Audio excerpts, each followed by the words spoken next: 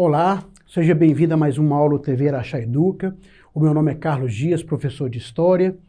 A aula é especialmente feita para você, aluno da EJA. Então, aluno da EJA, seja bem-vindo a mais uma aula. O tema de hoje, a crise do sistema colonial no Brasil. O que nós iremos estudar? Interessante esse tema porque ele contribui para o processo, ao início do processo da independência brasileira, tá? Da independência e da Constituição do Estado brasileiro. O que vamos falar hoje? Vamos falar sobre o antigo regime, que está em crise, a fragilidade portuguesa, da economia, a fragilidade da economia portuguesa, a tentativa de superação da crise portuguesa e as reformas Pombalina. Então, dentro desses tópicos todos aqui, viremos entender esse processo. E para isso, vamos falar aqui... Opa, só esqueci. Primeiro momento, eu trago para vocês uma imagem do Terreiro do Paço, de 1662. Esse local aqui foi habitação por 3 séculos dos reis portugueses, um grande centro administrativo hoje. Para nós entendermos essa crise do antigo regime, né, o que nós precisamos entender? O que é esse antigo regime? Então, já foi falado nas nossas aulas anteriores, mas eu trouxe só para a gente estar recapitulando as principais características: o absolutismo, mercantilismo, privilégio dos nobres, a cobranças elevadas de tributos e impostos. Então, absolutismo, o poder centralizado nas mãos dos reis, o que nós chamamos de as monarquias absolutistas, que aconteceu em Portugal, na Espanha, na França, na Inglaterra, tá bom? O mercantilismo aconteceu justamente na transição do feudalismo para o capitalismo. O que é o mercantilismo? É justamente as nações acreditavam que o acúmulo de riquezas que ia gerar a riqueza de um país.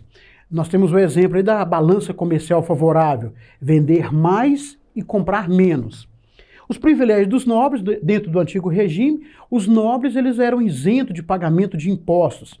Lembra que quando nós estudamos sobre o iluminismo, uma das críticas dos iluministas era justamente isso, a isenção desses nobres de pagamento de impostos. E os nobres isentos, quem pagava todos os impostos, eram justamente as classes sociais mais baixas, porque eram delas que eram cobrados os altos, né, os elevados tributos e impostos.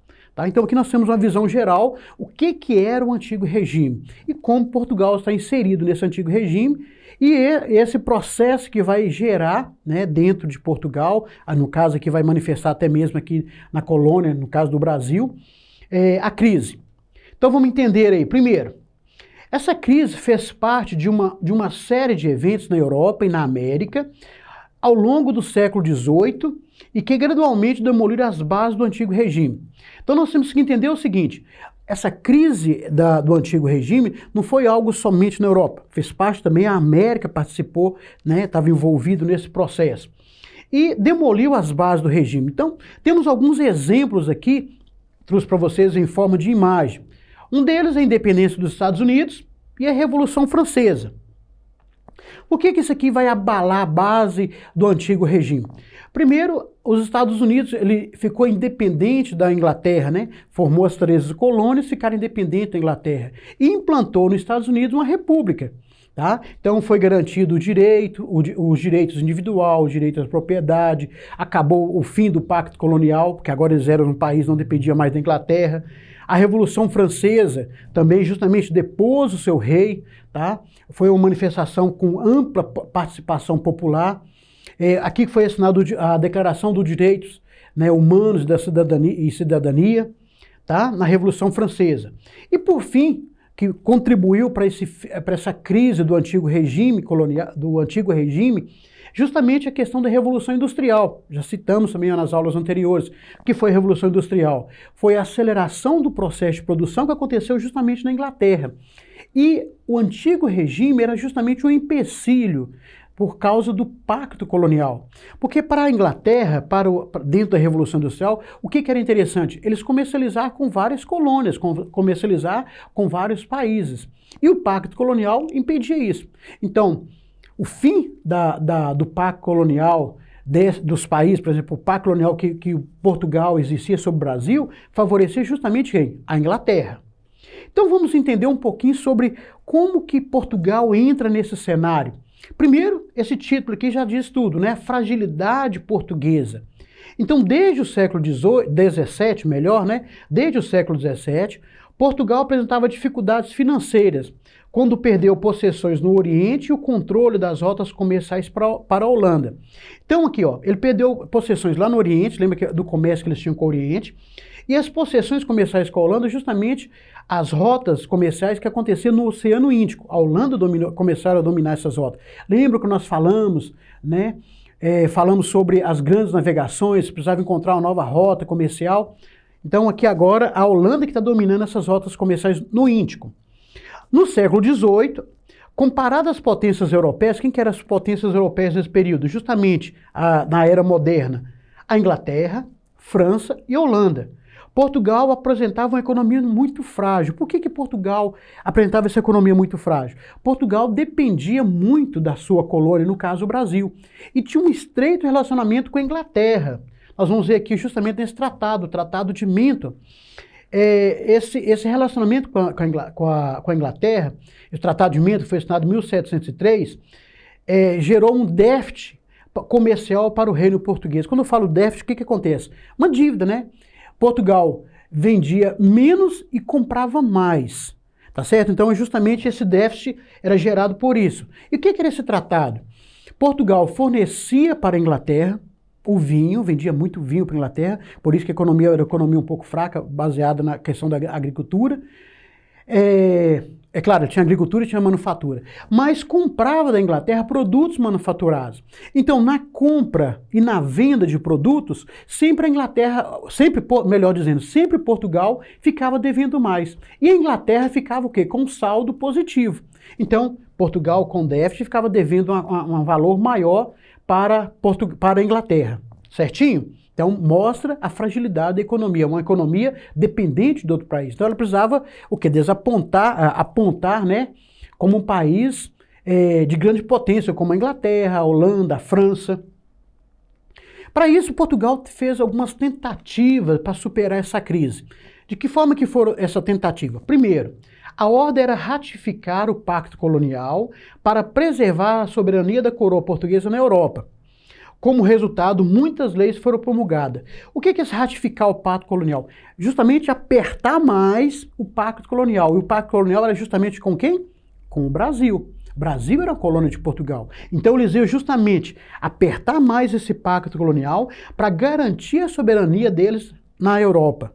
Tá bom? Então, criaram-se leis. Eles criaram um mecanismo que Portugal encontrou para apertar esse pacto, né? Vamos dizer a palavra arrochar mais, foi justamente isso aqui, ó. Olha as leis que eles criaram. Foi de 1661 e 1711. 1761, o comércio colonial com todos os navios estrangeiros foi proibido por um decreto de 1661. Então, o comércio colonial, todo o comércio colonial, no caso o Brasil era colônia, todo o comércio que fosse realizado era proibido por navio estrangeiro. Não podia comercializar nenhum navio estrangeiro e trazer mercadoria aqui no Brasil. Tá? Em 1684, decretou que os navios que chegassem das colônias só poderiam atracar em portos portugueses. Então, as colônias que eles tinham, a colônia no Brasil, a colônia na África, os outros locais que Portugal tinha colônia, todos os navios que saíssem da colônia tinham que sair da colônia e atracar lá em Portugal. Não poderia passar em outro local, não. Por exemplo, atracar em outro porto que não fosse em Portugal. Exclusivamente atracar em portos portugueses. Uma forma de controle, né? Vamos dizer assim, um controle de saída de mercadoria, para saber o que está saindo da sua colônia. E por fim aqui, em 1711, navios estrangeiros só podiam entrar no Brasil em frotas oficiais. Imagine que vem alguma mercadoria da Inglaterra. Poderia vir, mas que viesse junto com a frota oficial. Essa frota oficial seria o quê? Uma frota que partisse de Portugal, acompanhando esse navio. Tá? Então essas medidas foram a tentativa que Portugal fez para arrochar o pacto colonial, apertar mais o pacto colonial, para ela manter a sua soberania.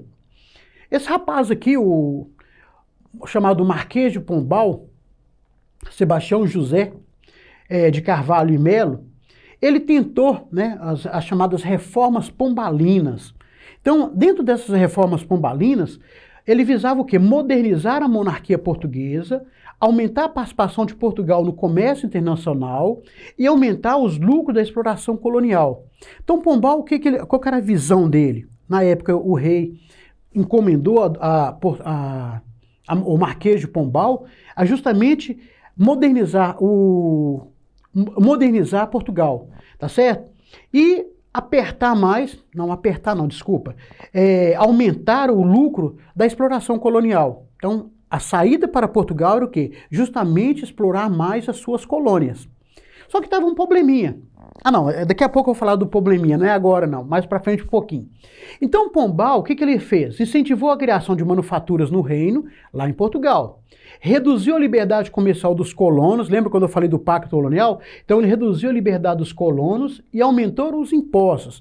Então o que é esse reduzir a liberdade dos colonos? Mais uma vez garantindo o pacto colonial. O colono, ele comercializa com a sua metrópole, tá? Em todo o Império Português. Então ele reduziu a liberdade comercial dos colonos e aumentou os impostos em todo o Império Português. Além disso, ele estabeleceu companhias comerciais com monopólio da navegação e do comércio colonial. Lembra quando nós falamos da independência dos Estados Unidos, quando criou, justamente deu o monopólio do chá para a companhia lá na Inglaterra? A mesma coisa ele fez aqui. O Marquês de Pombal, o que ele fez? Ele criou o monopólio da navegação e o comércio colonial. Então, havia o monopólio, todo o transporte teria que ser monopolizado, né, dominado pelos portugueses, tá? Companhias que fossem de Portugal, criada por eles. A medida mais radical que o Marquês de Pombal fez foi promulgada em 1759, foi a expulsão de todos os jesuítas de todos os territórios portugueses.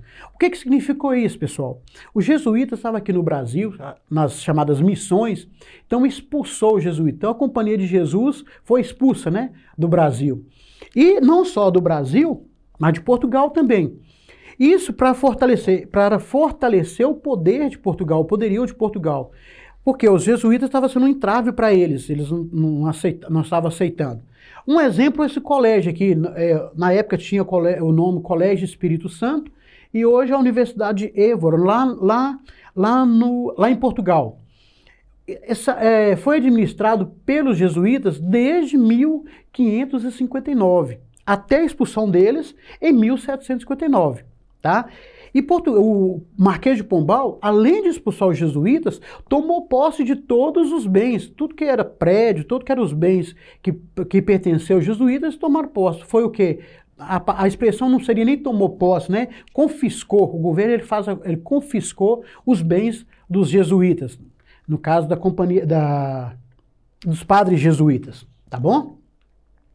Então, as reformas que foram aplicadas à América, as reformas na América, aqui na América Portuguesa. Em 1750 foi estabelecida uma cota mínima anual de 100 arrobas de ouro para serem enviadas à coroa. Olha que interessante, pessoal. 100 arrobas de ouros. Aqui eu abro um parênteses, né, para o professor de matemática, o Alírio. Quanto que é uma arroba de ouro? Quanto que é uma arroba? Quanto que pesa uma arroba? Nós falamos muito em arroba hoje, que é justamente a medida que é feita para peso de animais, de gado, de porcos, né? Nós falamos muito em arroba. É justamente 15 quilos. O cálculo agora eu vou deixar para os de matemática aí. 100 arroba, né, a 15 quilos, vai dar o quê? 1.500 quilos de ouro. Pessoal, nós temos noção, só em termos de conhecimento, você pode até fazer uma pesquisa rápida aí, quanto que é o grama do ouro, né? A minha pesquisa que eu fiz hoje estava R$ 291,63 o grama. Cada quilo tem 1.000 gramas. Aí agora o cálculo agora é para os professores de matemática mesmo, né? O Alírio, o Júlio, tá? Pode até apresentar isso para vocês na aula. Então, foi cobrado, estabeleceu que a colônia tinha que fornecer anual 100 arrobas de ouro, ou seja, 1.500 quilos de ouro por ano. Isso é uma das medidas, de 1750. Outra medida veio em 1763, quando Pombal transferiu a capital da colônia, Salvador, para o Rio de Janeiro. Qual que era o objetivo? A primeira capital do Brasil, Salvador. Por que transferiu para o Rio de Janeiro? Transferiu para o Rio de Janeiro justamente para ficar mais próximo à administração da exploração de ouro com a exportação e até mesmo a administração mais próxima das áreas de extração de ouro, tá bom? Aqui, para encerrar a nossa aula de hoje, nós temos o ouro preto, Eu trouxe essa imagem para vocês aqui, porque é o tema da nossa próxima aula, que nós vamos dar continuidade nessa aula, na segunda aula, falando das conjurações, né? Tanto a conjuração mineira quanto a conjuração baiana, que vai acontecer justamente em função dessa exploração, dessas cobranças, dessas altas taxas que foi impostas por Marquês de Pombal. A você, aluno da EJA, muito obrigado pela sua participação nas aulas, muito obrigado a você, família, que tem acompanhado as aulas de História. Bons estudos e permaneça firme.